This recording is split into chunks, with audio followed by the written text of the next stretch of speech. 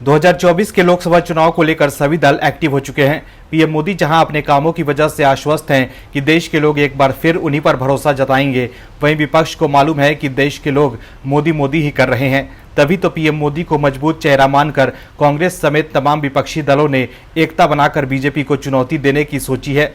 नीतीश कुमार के कहने पर विपक्ष के नेता इंडी गठबंधन बनाकर कहने लगे कि जी हम अब बीजेपी को हरा देंगे, लेकिन विपक्षी दलों की आपसी नूरा कुश्ती से विपक्ष के दल खुद ही हलकान हैं। विपक्ष के दो दल, एक देश की सबसे पुरानी पार्टी कांग्रेस है तो दूसरी तरफ देश की सबसे नई नवेली पार्टी आप है। दोनों की आपसी कलह की वजह से विपक्षी दल कहीं टूट के न बिखर जाए। दरअसल लोकसभा चुनाव से पहले मध्य प्रदेश, छत्तीसगढ़ और राजस्थान समेत 5 राज्यों में चुनाव कार्यक्रम का ऐलान हो चुका है। चुनावी कार्यक्रम का ऐलान होने के साथ ही राजनीतिक गलियारों में हलचल बढ़ गई है। आम आदमी पार्टी ने भी राजस्थान, मध्य प्रदेश और छत्तीसगढ़ में मजबूती से चुनाव लड़ने का ऐलान कर दिया है। आम आदमी पार्टी के संयोजक अरविंद केजरीवाल ने साफ कर दिया है कि हम तैयार हैं, हम पूरी ताकत के साथ लड़ेंगे। वहीं राजस्थान और छत्तीसगढ़ में कांग्रेस की सरकार है। आम आदमी पार्टी और कांग्रेस दोनों ही दल बीजेपी के नेतृत्व वाली एनडीए गठबंधन के खिलाफ विपक्षी इंडी गठबंधन में शामिल है। आम आदमी पार्टी छत्तीसगढ़ और राजस्थान में सत्ताधारी कांग्रेस को घेरने के लिए तैयार है। ऐसे में सवाल इंडी गठबंधन को लेकर भी उठ रहे हैं। उठते सवालों के बीच आम आदमी पार्टी के सांसद संदीप पाठक ने यह साफ कर दिया है कि इंडी गठबंधन लोकसभा चुनाव के लिए है। उधर सीडब्ल्यूसी की बैठक में मध्य प्रदेश कांग्रेस के अध्यक्ष कमलनाथ ने साफ कहा था कि सूबे में आम आदमी पार्टी को एक भी सीट देने का सवाल ही नहीं है। अब जब आम आदमी पार्टी ने राजस्थान, छत्तीसगढ़ और मध्य प्रदेश में मजबूती से चुनाव लड़ने का ऐलान कर दिया है तो चर्चा इसे लेकर शुरू हो गई है कि कहीं अरविंद केजरीवाल की पार्टी गुजरात की तरह राजस्थान, छत्तीसगढ़ और मध्य प्रदेश में भी कांग्रेस को डेंट न कर दे। गुजरात चुनाव में कांग्रेस 77 सीटों से 17 पर आ गई तो इसके पीछे 12% से अधिक वोट प्राप्त करने वाली आम आदमी पार्टी को बड़ी वजह माना गया। वहीं गोवा और उत्तराखंड के विधानसभा चुनाव में भी आपने सबसे ज्यादा कांग्रेस का ही खेल बिगाड़ने का काम किया।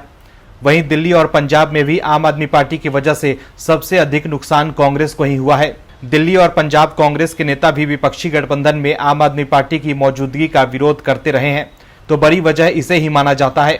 इसके अलावा पंजाब में कांग्रेस नेताओं के खिलाफ एक्शन और विधायक सुखपाल खैरा की गिरफ्तारी के बाद विरोध और बढ़ा है। अब छत्तीसगढ़ और राजस्थान में आम आदमी पार्टी जिस तरह से भ्रष्टाचार के मुद्दे पर कांग्रेस को घेरने की तैयारी में है, विपक्षी गठबंधन की एकजुटता को लेकर सवाल और गहरे हो गए हैं। कुल मिलाकर देखें तो आम आदमी पार्टी और कांग्रेस का वोट बैंक लगभग एक ही है। ऐसे में इन राज्यों के चुनाव में अगर आपको कुछ % वोट मिलते हैं तो इसका नुकसान सबसे ज्यादा कांग्रेस को ही होगा। ऐसे में अगर केजरीवाल की पार्टी ने इन राज्यों के चुनाव में कांग्रेस को डेंट किया तो 5 राज्यों के चुनाव के बाद कांग्रेस में आप को लेकर नाराजगी बढ़ सकती है।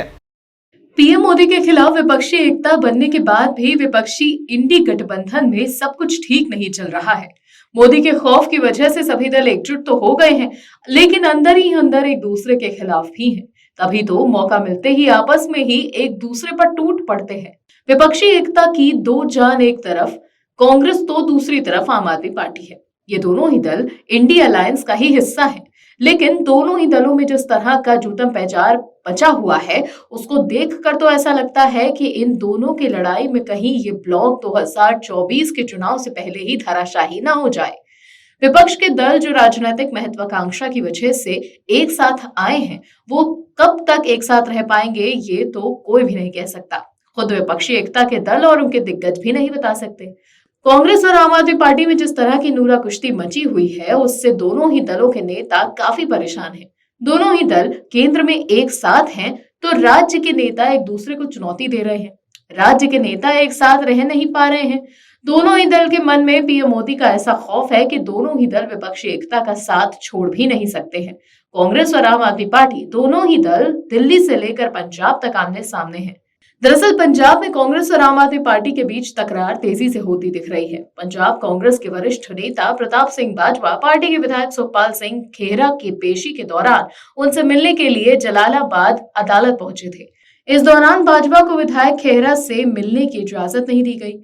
इसको लेकर के उन्होंने कहा कि ये खेहरा की पेशी के दौरान पंजाब पुलिस ने लोकतांत्रिक अधिकारों का घोर उल्लंघन करते हुए उन्हें उनसे मिलने की इजाजत नहीं दी। आम आदमी पार्टी सरकार ने पंजाब को पूर्ण पुलिस राज्य में बदल दिया है। बाजवा ने आगे कहा कि बदले की राजनीति कर सरकार की शक्तियों का दुरुपयोग कर आम आदमी पार्टी सरकार अपने खिलाफ उठने वाली हर आवाज को दबाने की कोशिश कर रही है, लेकिन हम सरकार की हर गुंडागर्दी का इसी तरह जवाब देते रहेंगे। हम इस अन्याय से डटकर मुकाबला करेंगे और अपनी लड़ाई को जनता तक ले जाएंगे और इन फर्जी इनकलाबों को बेनकाब करेंगे।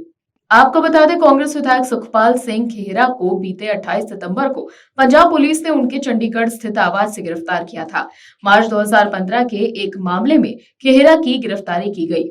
दरअसल मार्च 2015 में फाजिल्का के जलालाबाद में एनडीपीएस एक्ट में एफआईआर दर्ज की गई थी। इस मामले में 9 लोगों के खिलाफ मुकदमा दर्ज भी किया गया था। जिस तरह से आम आदमी पार्टी और कांग्रेस एक दूसरे से लड़ रहे हैं, उसको देखकर तो ऐसा ही लग रहा है कि विपक्षी एकता के अंत की पटकथा यही दोनों ही लिख डालेंगे।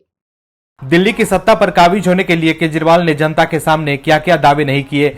सत्ता हासिल करने के लिए केजरीवाल ने दिल्ली की जनता से कहा कि जी हम आप ही की तरह आम आदमी हैं, हम सत्ता में आए तो आपके बीच ही रहकर काम करेंगे और 2 कमरों के फ्लैट में रहकर आपकी सेवा करेंगे। लेकिन सत्ता में आते ही केजरीवाल ने ऐसा यू टर्न लिया कि लोग देखते रह गए। 2 कमरों के फ्लैट में रहने की बात करने वाले केजरीवाल ने कोरोना काल में अपने लिए शीश महल बनवा लिया।